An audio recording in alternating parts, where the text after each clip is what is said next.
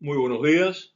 Hoy vamos a hablar de qué hacen los medicamentos dentro del organismo, es decir, sus efectos positivos y negativos, pero de forma general. No vamos a entrar en detalles de medicamentos, algún ejemplo que vamos a poner, pero no vamos a entrar en detalles completos. Eso va para después, cuando hablemos de medicamentos específicos y entonces podamos comprender estos mecanismos.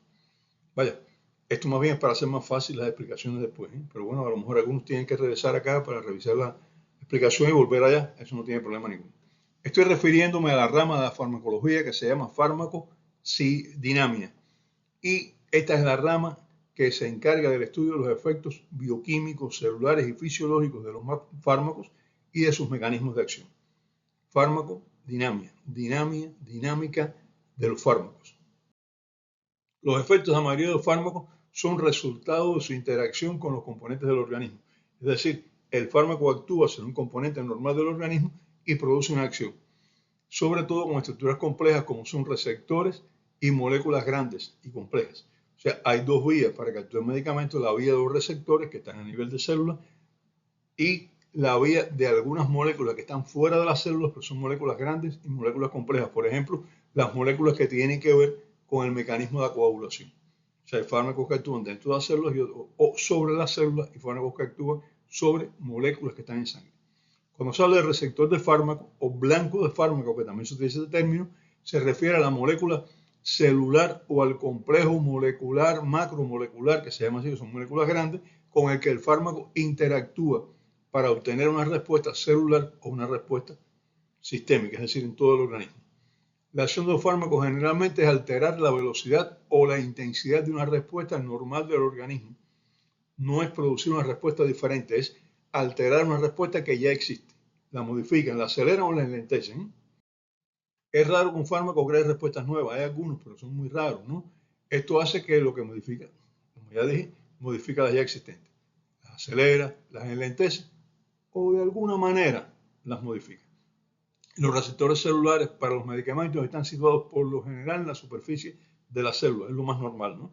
Hay receptores de la superficie de la célula que no son para el medicamento, son para otras sustancias, pero que el medicamento los reconoce como punto de acción y actúa sobre ellos. Hay otros receptores que están dentro de la célula. En ese caso, los medicamentos tienen que penetrar en la célula, y hay algunos receptores que están en el núcleo. Algunos medicamentos actúan en moléculas situadas fuera de la célula que no tienen nada que ver con la célula, están libres en plasma.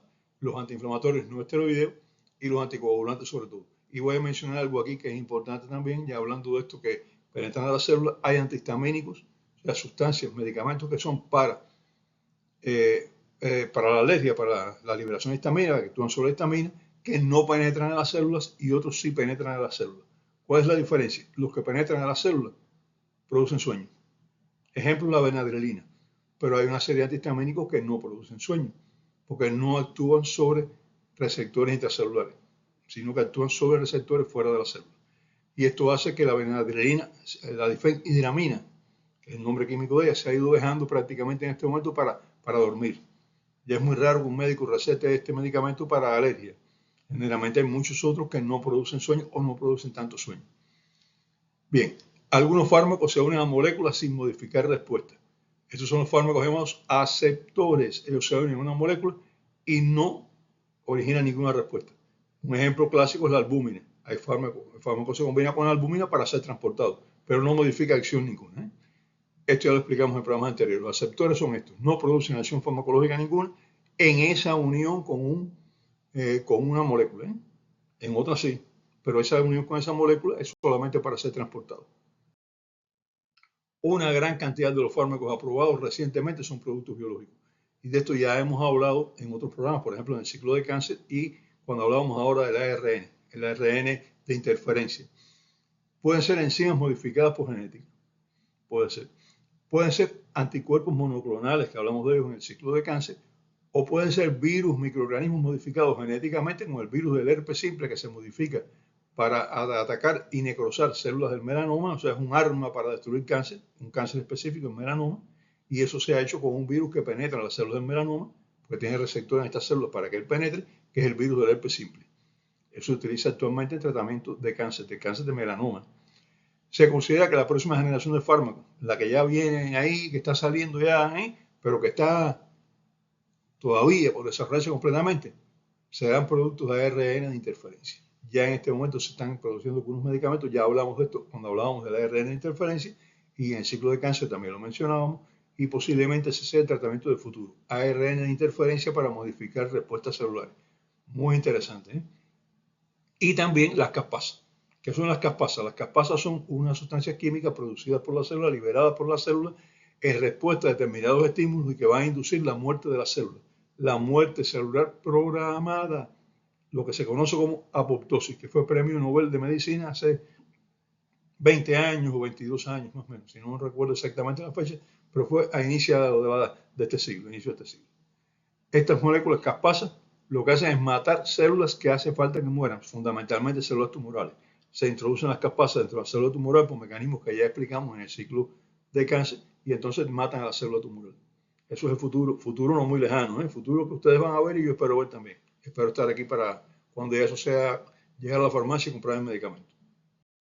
Además, muchos de estos medicamentos requieren transportadores que los introduzcan directamente en la célula para que vayan a actuar en la célula que tiene que actuar y no en otra célula.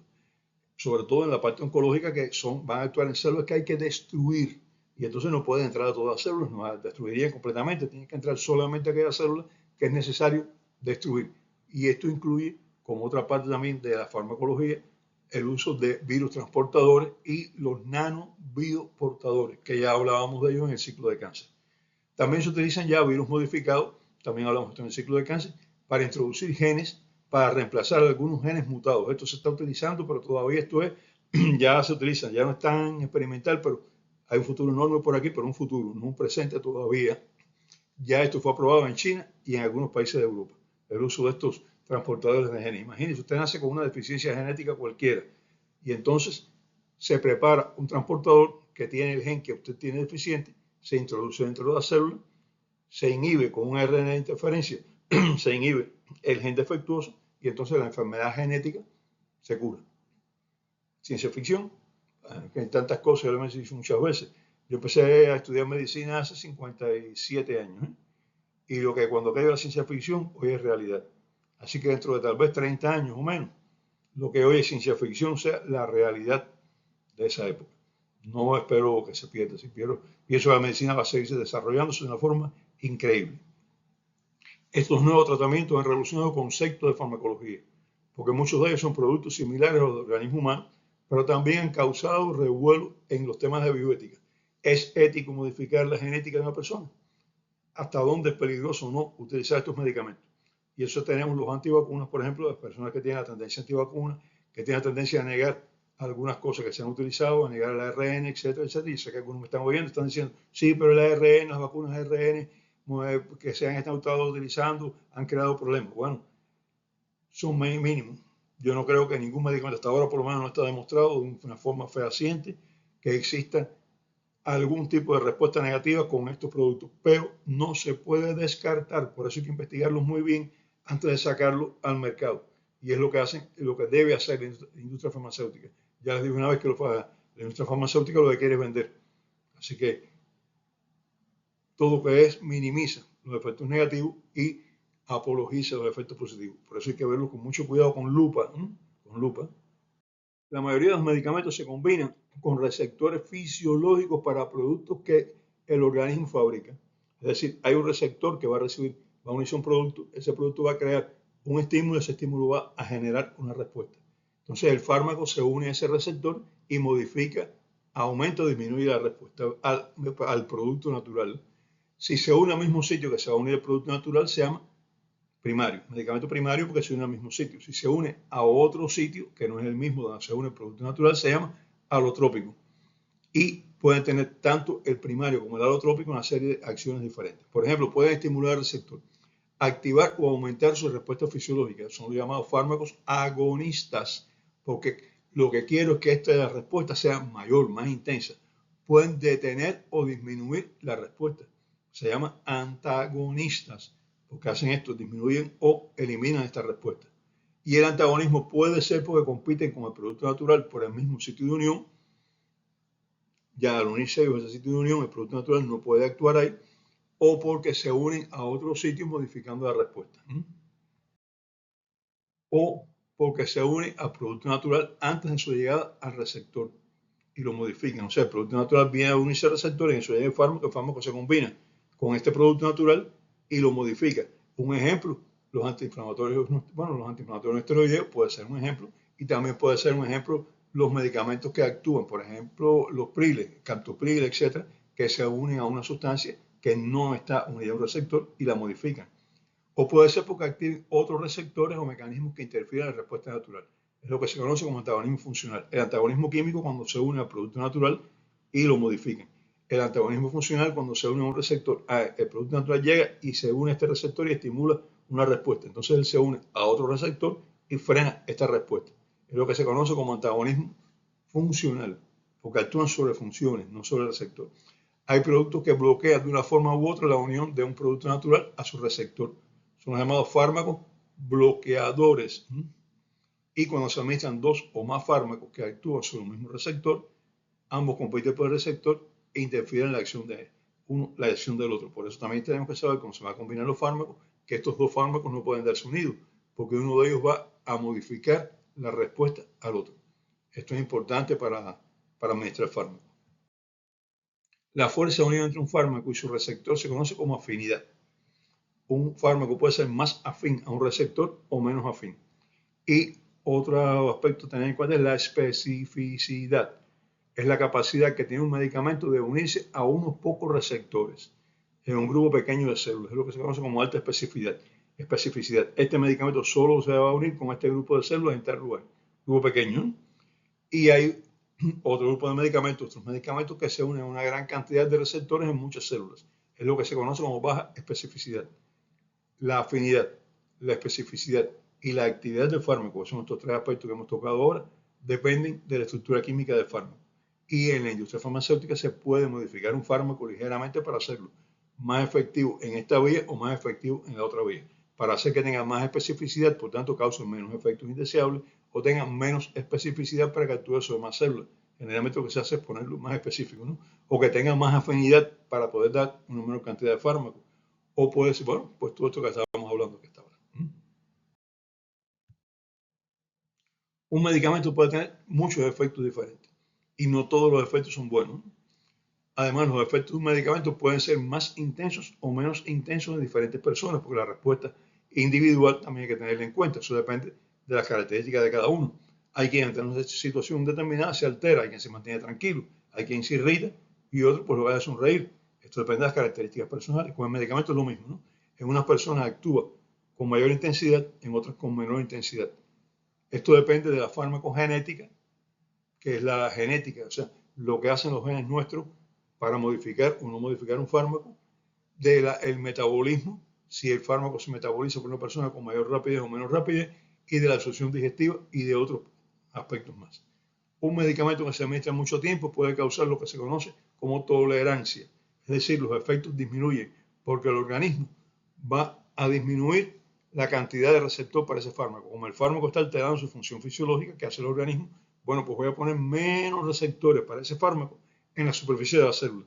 Y entonces la actividad de un medicamento disminuye. O puede ser que el hígado diga, vamos a eliminar este medicamento con mayor rapidez porque este medicamento no me conviene los efectos que le está causando. No le conviene a la función fisiológica, no es a la enfermedad. Entonces, ¿qué hace el hígado? Toma ese medicamento y lo metaboliza más rápido. Eso pasa, no es un medicamento, pero pasa con el alcohol. Hay personas que toman pequeñas cantidades de alcohol y se emborrachan, pero empiezan a tomar cada vez mayores cantidades de alcohol y cada vez se emborrachan menos, aumentan la resistencia al alcohol. Pero, y ustedes lo han visto seguramente, los alcohólicos ya crónicos, con un poquito, como decimos nosotros, con oler un vaso de vino, ya se emborrachan. ¿Por qué? Porque hay un metabolismo que primero fue acelerándose en el hígado, aumentó el metabolismo alcohólico, hizo que la tolerancia alcohólica fuera mayor, pero llega un momento que el hígado se agota, entonces como comienza a agotarse, disminuye los receptores que están metabolizando el alcohol y la persona se emborracha con mayor facilidad. Es un ejemplo que no es de medicamento, no es de farmacología, pero se entiende mejor. Muchos medicamentos no actúan en receptores. Por ejemplo, los antiácidos. Hidróxido de magnesio y de aluminio, que no ha chupado una tableta antiácida, eso no va a actuar en ningún receptor, simplemente se combinan con el ácido clorhídrico en el estómago y disminuyen la acidez gástrica. Actúan neutralizando el ácido en la cavidad gástrica. no causan ningún otro efecto que no sea el efecto de neutralizar el ácido. También tenemos el manitol, que aumenta la osmolaridad en plasma, pero que no actúa en ningún receptor. Ya hablamos de manitol en el ciclo de agua y electrolitos. El manitol, la función de él es aumentar la osmolaridad plasmática y extraer agua de adentro de la célula o en el intestino, de causar una diarrea osmótica. Es decir, cuando vamos a limpiar el intestino para determinadas enfermedades, el manitol lo que hace es arrastrar con él más agua y hacer que el intestino quede con menos heces fecales. Los antibióticos, hay muchos antibióticos que no actúan sobre el aparato, sobre el sistema humano, ¿no? Sino que actúan básicamente sobre las bacterias. Y entonces los efectos sobre el organismo son menos. Hay otros antibióticos, cuidado, que tienen efectos importantes sobre el organismo humano, pero la mayoría de ellos actúa sobre la bacteria y no actúa tanto sobre las personas mismas, sobre el organismo humano, ¿no? La mayoría de los receptores sobre los que se actúan los fármacos aún no se han identificado. O sea, hay un campo muy amplio aquí para estudiar, para investigar, y no se conoce mucho. Pero como la unión determina sus efectos y los efectos dependen de la estructura química de un fármaco, se han investigado los efectos de diferentes modificaciones en la esfera bioquímica. Como resultado, se han obtenido fármacos con efectos más intensos o más selectivos o de mayor duración. O sea, no se conoce exactamente dónde actúa, pero se han conseguido modificar para que tengan efectos más intensos o efectos más específicos, más selectivos, no modifiquen lo que no me interesa que modifiquen, o que tengan una duración mayor. Y aparecen aquí medicamentos, por ejemplo, he hablado del Corinfat, de la nifedipina. Actualmente forma farmacéutica de nifedipina que tiene acción de 24 horas. Yo he hablado en contra de la nifedipina de 6 horas, para como se utiliza para debajo de la lengua sublingual para bajar la tensión arterial. No he hablado mal de la nifedipina, pero hay formas farmacéuticas ya que tienen una duración de 24 horas, que desde luego no se pueden administrar bajo la lengua porque no tienen efecto, hay que dejarlo por vía oral, pero que son muy efectivas. Y otras formas tienen 12 horas de duración, también bastante efectivas. Encontramos por eso familias de medicamentos que tienen estructuras químicas parecidas pero no iguales. Por ejemplo, hablaba hace poco, aquí mismo, hace unos minutos atrás, hablaba de los inhibidores IgG, los inhibidores de la enzima convertidora de angiotensina, que son los llamados priles. Los priles del captopril, que fue el primero que comenzó hace muchos años, que tenía un efecto que apenas duraba de 4 a 6 horas, un efecto muy rápido, que actuaba también rápidamente, pero que tenía algunas situaciones también, por esto mismo, que no podía administrarse con un tiempo prolongado. A los actuales, que tienen hasta 24 horas de duración, el campo es amplio, por eso se habla de la familia de inhibidores de la enzima convertidora de angiotensina. O tenemos también los llamados sartanes, los sartán, ibersartán, candesartán, etc., que es lo que van a bloquear un receptor. Tienen un mecanismo muy parecido a los priles, pero bloquean el receptor tipo 1 de angiotensina 2. Y por tanto sus efectos son algo diferentes a los efectos de los priles. No es que sean muy diferentes, los sirven para bajar la tensión arterial, pero sus efectos son diferentes porque los bloqueadores del receptor tipo 2, los ARA2, van a actuar sobre un receptor.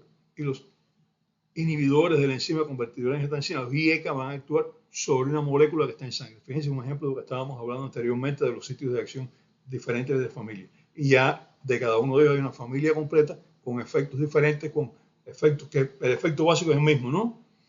Actuar disminuyendo la tensión arterial. Por tanto, el tratamiento indicado es la hipertensión arterial, pero la duración del efecto, los efectos indeseables, se modifican de acuerdo con los diferentes miembros de la familia. Y esto es por modificaciones químicas realizadas a nivel de laboratorios de farmacología. Cuidado, y esto se lo voy a advertir con mucho cuidado, no siempre el fármaco más moderno es el mejor, y casi siempre es el más caro. Por tanto, no digan, voy a utilizar este medicamento, fue el último que salió, sino que digan, voy a utilizar este medicamento porque es el más efectivo de los que están en el mercado. No porque es el más barato, porque es el más efectivo. Y no lo rechacen porque es el más caro. Rechácenlo, porque no siempre el último que salió al mercado es el mejor. Algunos medicamentos, como los antagonistas de hormonas y los antagonistas de neurotransmisores, se han desarrollado modificando el producto natural para que sea un receptor, impidiendo que lo haga la hormona o el neurotransmisor normal. Bloquean así esta actividad. O sea, que tomo una hormona cualquiera no, una hormona, modifico la estructura de esa hormona, hago que sea inactiva como hormona, pero mantengo su afinidad con el receptor de la hormona. Se suministra él se combina con un receptor donde la hormona debería combinarse, la hormona llega, encuentra el receptor ocupado y no puede actuar. Y entonces esto es una parte, una rama que se ha estado trabajando y bueno, hay muchos medicamentos que tienen que ver con esto, así como los bloqueadores neurotransmisores, bloquean el lugar donde debe unirse el neurotransmisor con el sistema nervioso, con la vía del sistema nervioso sobre la que él actúa, y entonces impiden que se produzca esta unión, impiden por tanto que se transmita la información que debía transmitirse. Esto se hace modificando el producto natural. Eso ya está en mercado hace tiempo también. No quiero recargar más de lo que hemos hablado, solo recordar que la farmacodinámica de los medicamentos es un terreno aún poco conocido, aún muy amplio por conocer, que hay algunos factores generales de los que hemos hablado hoy. Que todos los medicamentos tienen efectos beneficiosos, pero también tienen efectos perjudiciales. Hay que conocer mejor el daño que hace un medicamento que estamos tomando para el paciente que el beneficio que produce. El beneficio lo tiene que conocer bien el médico y también el paciente, desde luego, ¿no? El daño es muy importante que lo conozca primero el paciente y el médico también, pero el paciente tiene que conocerlo hasta mejor que el beneficio para poderlo detectar precozmente y controlarlo. ¿Cómo yo sé si un medicamento me está haciendo daño? Si no sé los efectos indeseables de ese medicamento. ¿Cómo yo sé? A lo mejor al médico se lo voy a preguntarme, ¿qué usted está tomando? Antes de prescribir un fármaco. Pero a mí es que no se me puede olvidar decirle al médico, estoy tomando estos medicamentos, para que el médico analice si el que me va a indicar es el que debe ser o debe ser otro. No haga caso a la propaganda de la farmacéutica. Muchos productos son propagandizados como medicamentos para prevenir o curar muchas enfermedades y no son más que suplementos dietéticos. Lo vemos a montones. Ya puse un ejemplo hace ya 2 programas, si no me equivoco, pero generalmente estos medicamentos, estas sustancias que se propagandizan, tome esto y usted verá que se le cura toda la enfermedad, tome esto. Usted busca la letra chiquita en el frasco y entonces verá que dice chiquitico, este producto no previene, no cura, no alivia, nada, no está aprobado como medicamento, solo es un suplemento dietético. Lo van a encontrar en muchos productos que tienen una propaganda enorme. Haga caso a su médico cuando le prescriba un medicamento. Pida la información completa de ese medicamento y pida la relación daño-beneficio. Y dígale siempre a su médico los medicamentos que usted toma, sobre todo si es un médico nuevo, pues el médico que ya lo conoce sabe lo que usted toma, ¿no? Pero siempre mantenga una comunicación abierta con el médico para los medicamentos que usted tome y que él le prescribe, ¿eh? Y pregúntele a su médico siempre sobre los medicamentos. Lea siempre la letra pequeña de los recipientes de medicamentos y se va a enterar de muchas cosas también. Porque la letra pequeña es para que usted no la lea, es para que usted compre el medicamento, ¿eh? Entonces, la letra pequeña es la que tiene que decir la verdad. Es la que dice, sobre todo medicamentos producidos en Estados Unidos, si la Food and Drug Administration, o sea, la oficina que se encarga de analizar los productos de alimentos y medicamentos que se venden, aprobó no ese medicamento como medicamento. Porque muchas veces se aprueba como suplemento dietético, pero no como medicamento. Suplemento dietético quiere decir, está demostrado que no hace daño. Medicamento quiere decir, está demostrado que hace bien. La diferencia está ahí.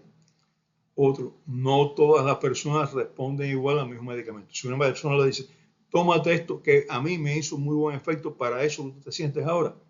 No, pregúntale a su médico. Si usted va a tomar lo que le dice a otra persona, usted está corriendo muchos riesgos porque esa persona no sabe lo que usted toma, las interacciones, todo eso. Diga, está bien, le voy a preguntar a mi médico si ese medicamento puede ser indicado. Va y le pregunta a su médico, entonces sabe si el medicamento puede ser indicado para usted o el medicamento a usted no le resuelve. O si el medicamento le es indicado por el médico y usted no le resuelve, también puede ser. Porque usted no tiene que responder a un medicamento igual que responde a otras personas. Bueno, no los aburro más. Recuerden en los comentarios, díganme acerca de cuál medicamento necesitan información y prepararé un programa con toda la información disponible acerca del mismo. Ya tengo algunas sugerencias, muchas gracias a los que me han escrito y muchas gracias a ustedes por estarme viendo en este momento. Hasta entonces, hasta que nos veamos en el próximo programa.